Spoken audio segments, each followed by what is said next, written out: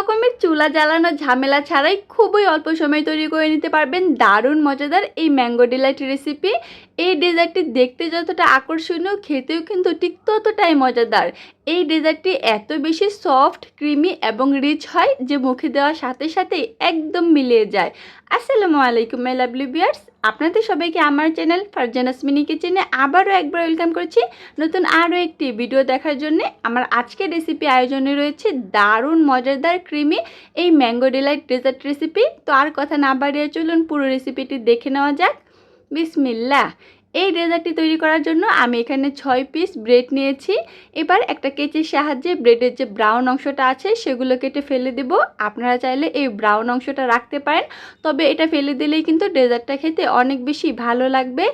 আর এই যে ব্রাউন অংশগুলো আছে এগুলো কিন্তু ফেলে দিতে হবে না। আপনারা চাইলে এই ব্রাউন অংশগুলো দিয়ে ব্রেড ক্রাম্ব তৈরি করে নিতে পারবেন। আর এই ব্রেড ক্রাম্ব কিন্তু অনেক রেসিপি তৈরিতেই সাহায্য করে। তো আমি একইভাবে কিন্তু সবগুলো পাউরুটির সাইডের অংশটা কেটে নেব। এখন এই পাউরুটিগুলো একটা সাইডে সরিয়ে রেখে দিচ্ছি। এরপর অন্য একটা বাটিতে আমি 3টা বড় সাইজের আম কেটে এরকম ছোট কিউব করে কেটে নিয়েছি। এই ডেজার্টটি তৈরি করার সময় অবশ্যই চেষ্টা করবেন পাকা এবং মিষ্টি দেখে আম ইউজ করতে, এতে করে ডেজার্টটা খেতে অনেক বেশি ভালো লাগবে।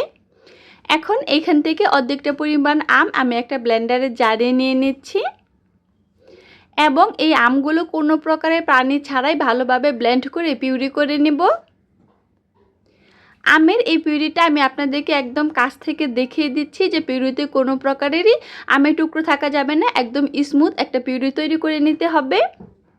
এখন অন্য একটা বাটিতে আমি আগে থেকে জাল করে নেওয়া ঘন লিকুইড দুধ দিয়ে দিচ্ছি 1 কাপ পরিমাণ। আমি এখানে ফুল ফ্যাট দুধ ইউজ করছি, আপনারা চাইলে গরুর দুধটাও ইউজ করতে পারবেন। এখন আমি আগে থেকে যে আমের পিউরি তৈরি করে রেখেছিলাম সেখান থেকে 1/4 কাপ পরিমাণ পিউরি এখানে দিয়ে দিচ্ছি। এখন আমের এই পিউরিটাকে আমি দুধের সাথে ভালোভাবে মিক্স করে নিব।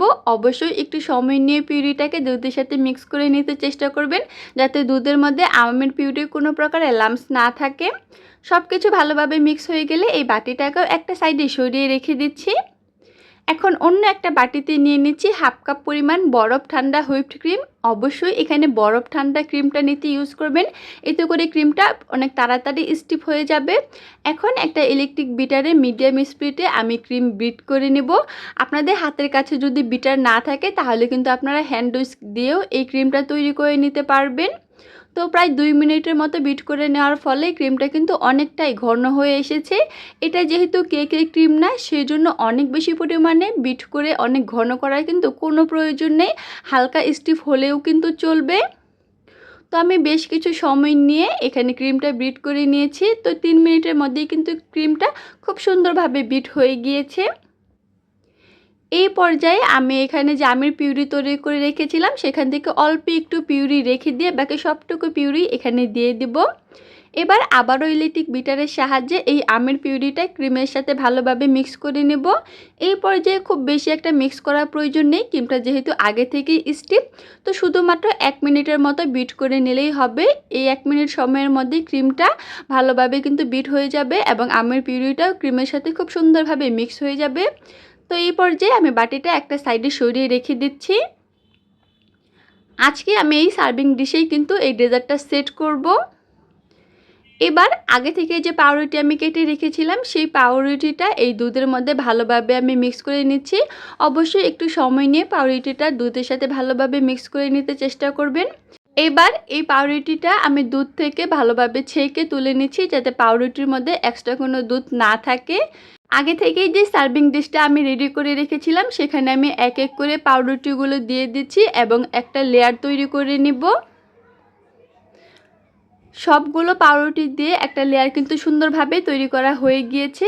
এখন এখানে আমি আগে থেকে যে ক্রিমটা রেডি করে রেখেছিলাম সেখান থেকে কিছুটা পরিমাণ ক্রিম দিয়ে দিচ্ছি। ক্রিমটা আপনারা আপনাদের পছন্দ মতো কম বেশি করে দিতে পারবেন, এতে কোনো সমস্যা নেই। এবার আমি এই ক্রিমটা পাউরুটির মধ্যে ভালোভাবে ছড়িয়ে দিচ্ছি, যাতে কোনো অংশই ফাঁকা না থাকে। এখন বাকি অর্ধেকটা পরিমাণ আমের কিউব যে আমি রেখে দিয়েছিলাম সেই সম্পূর্ণ কিউবগুলোই আমি এই ক্রিমের মধ্যে ভালোভাবে ছড়িয়ে দিচ্ছি। আপনারা যত বেশি আমের কিউব এখানে দেবেন এই ডেজার্টটা খেতে কিন্তু ঠিক তত বেশি ভালো লাগবে। এরপর পাউরুটির আরেকটা লেয়ার আমি এখানে খুব সুন্দরভাবে সেট করে দিচ্ছি। তো আপনারা কিন্তু আপনাদের পছন্দ মতো 2 লেয়ার অথবা 3 লেয়ার করতে পারবেন। তো আজকে কিন্তু আমি এখানে 2 লেয়ারই করছি।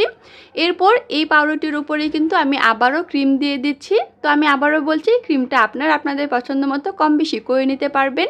এবার এই ক্রিমটাও আমি ভালোভাবে ছড়িয়ে দিচ্ছি। তো এই অবস্থায় কিন্তু ক্রিমটা একটু ভালোভাবে স্মুথ করতে হবে, যেহেতু এটা উপরের দিক দেখতে সুন্দর দেখা যাবে।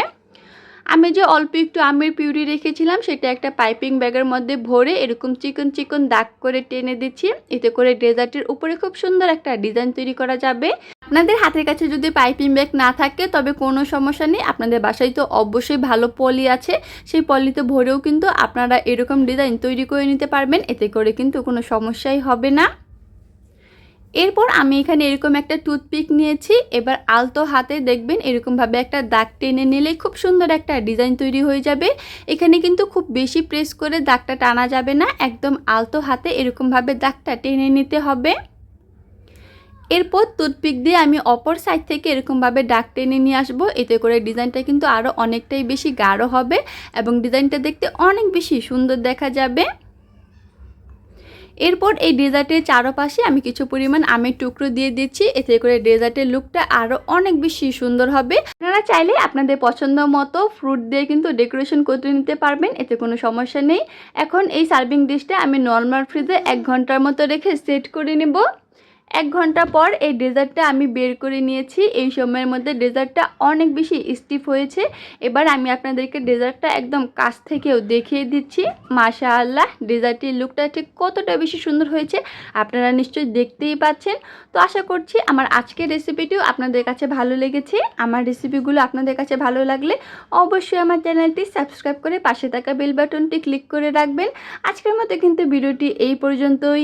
আল্লাহ হাফেজ সবাইকে।